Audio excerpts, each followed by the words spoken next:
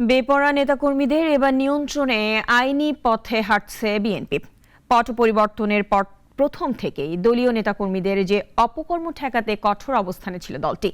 ইতিমধ্যে সারা দেশে চাঁদাবাজি, লুটতরাজ সহ নানা অপকর্মের সাথে জড়িত থাকা প্রায় ৩ শতাধিক নেতাকর্মীকে দল থেকে বহিষ্কার করা হয়েছে। এরপরেও যারা অপকর্ম করছে তাদের বিরুদ্ধে দেওয়া হচ্ছে মামলা। বিস্তারিত রাশেদুল কাদিরের রিপোর্টে। স্বৈরাচার পতনের পর দেশের পরিবর্তিত রাজনৈতিক পরিস্থিতিতে সারা দেশে বিভিন্ন স্থানে শুরু হয় ভাঙচুর, চাঁদাবাজি, লুটতরাজ, জায়গা দখল সহ নানা অপকর্ম। আর এসবের দায় পড়ে বিএনপির উপর। এসব বিশৃঙ্খলা এড়াতে কঠোর অবস্থান নেন দলটির হাইকমান্ড। জড়িত পেলেই নেওয়া হয়েছে কঠোর সাংগঠনিক ব্যবস্থা।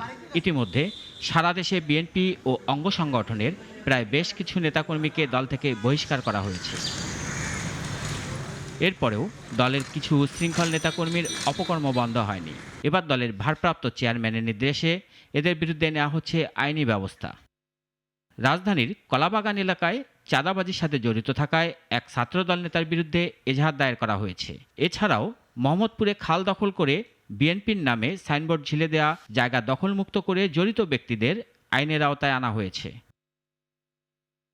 ময়মনসিংহের ভালুকা থানার এক নেতার বিরুদ্ধে অনিয়মের অভিযোগে এজাহার করা হয়েছে। একইভাবে নওগাঁর পরশা থানার এক নেতার বিরুদ্ধে আইনি ব্যবস্থা নেওয়া হয়েছে।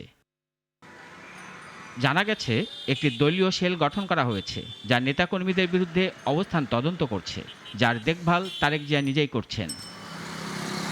বিএনপি নেতারা বলছেন, নৈরাজ্য ও অপকর্মের বিরুদ্ধে প্রথম থেকেই জিরো টলারেন্সে বিএনপি। এরপরও কেউ অপকর্ম করলে কঠোর ব্যবস্থা।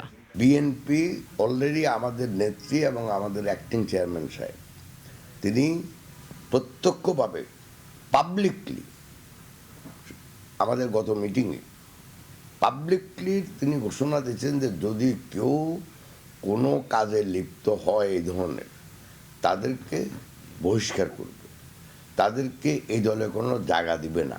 বিএনপির নাম ভেঙে কারো অপকর্ম বরদাস্ত করা হবে না বলেও জানান বিএনপি নেতারা। রাশেদুল কাদির, নাগরিক, ঢাকা।